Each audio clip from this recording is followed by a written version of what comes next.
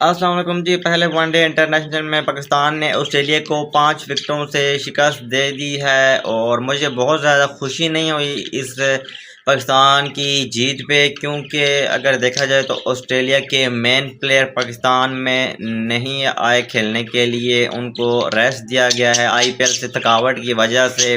और पाकिस्तान ने भी भाई 5 आउट और 42 ओवर में जाके चेस किया। यहाँ पे अगर 300 लगा होता तो भाई आपके लिए बहुत ज़्यादा मुश्किलात थी। और अरफात मिनाज को क्रेडिट दें भाई, जिसने डेब्यू में आगे 5 विकेटें ली।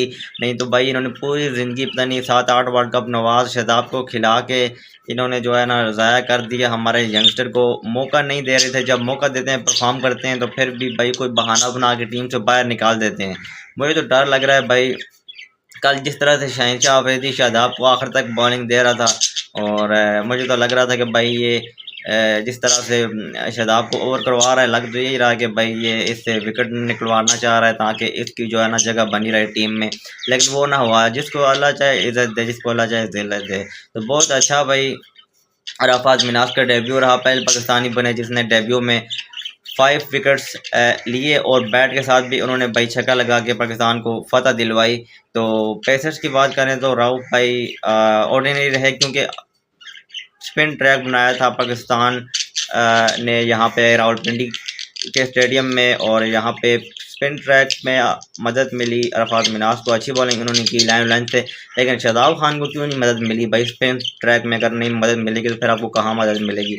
फास्ट बॉलिंग ट्रैक रखना चाहिए था, क्योंकि आपका वर्ल्ड कप जो है ODI world cup south Africa में है और वहाँ पे फास्ट बॉलर्स के लिए मदद हासिल होगी। फास्ट ट्रैक वहाँ पे बनाए जाएंगे तो आप वर्ल्ड कप की प्रिपरेशन करें, ना कि आप जो है सीरीज जीतने की प्रिपरेशन करें।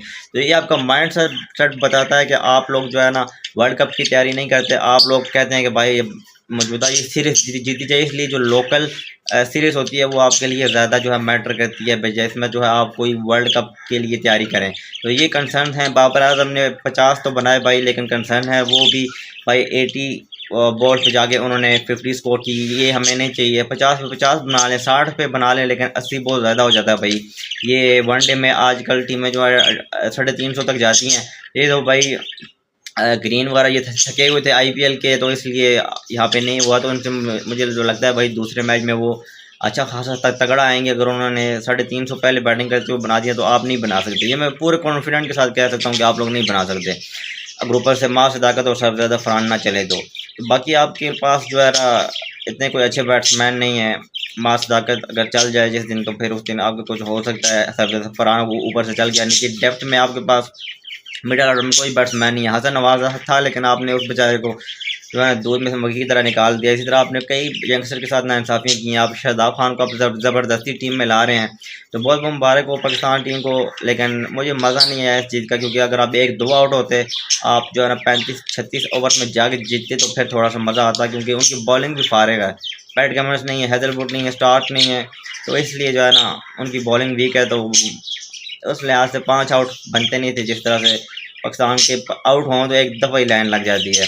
तो सेकंड ओडीआई देखते हैं लाहौर में होगा, तो मुझे लगता है कि ऑस्ट्रेलिया की टीम अब तगड़ी आएगी। पहला तो उनका भाई वार्म अप मैच था, तो थके हुए प्लेयर थे उनके और एक्सपीरियंस प्लेयर खेल भी नहीं रहे थे। तो लेट्स सी दूसरे मैच में आपको अच्छा देखने को मिलेगा। लेकिन अरफात मिनाज वेल डन, और इसी तरह आपने परफॉर्म करना है। लेकिन मुझे तो डर ही है कि इस परफॉर्मेंस के बावजूद भी इस बेचारे को कहीं ड्रॉप ना कर दें। अल्लाह हाफ़िज़।